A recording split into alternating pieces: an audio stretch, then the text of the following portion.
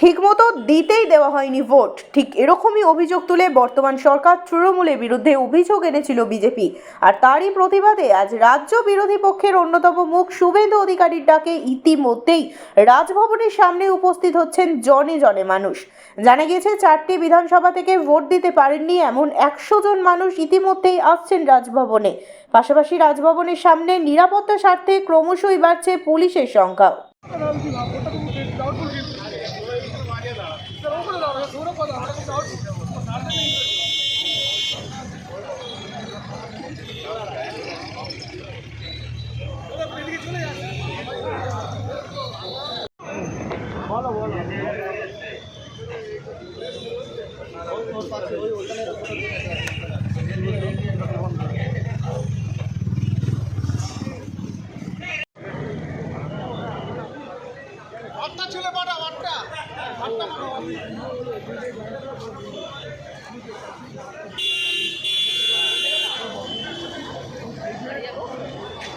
আপনারা তো পশ্চিমবঙ্গ দেখিয়েছে।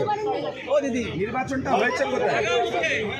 একটা দিকে আসুন না, আপনারা একটা দিকে দেখুন না।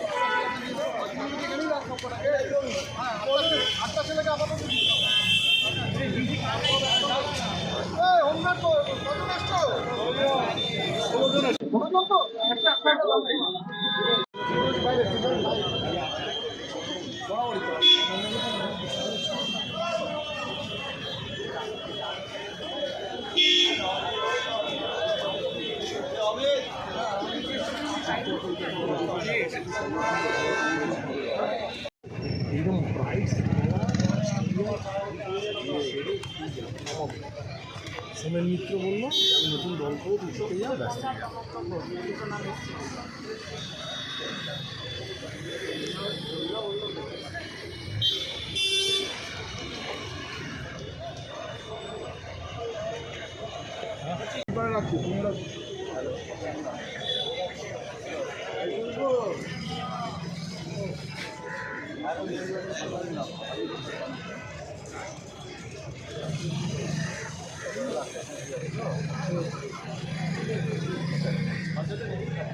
এই জন্য পড়ে এসেছি যে মিডিয়া থেকে টিভিতে দেখলে আমরা বাড়িতে ঢুকতে পারবো না, যার জন্য আমরা মাস্ক পরে এসেছি।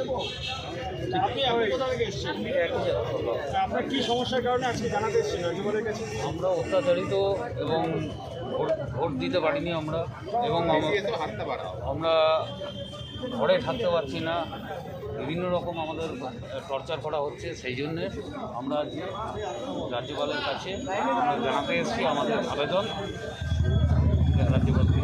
এখন কি আপনার এলাকায় থাকছেন না, অন্য জায়গায় থাকছেন? বিভিন্ন আত্মীয় স্বজন বিভিন্ন জায়গায় বিভিন্ন লোকের বাড়িতে। ঠিক আছে, ঠিক আছে।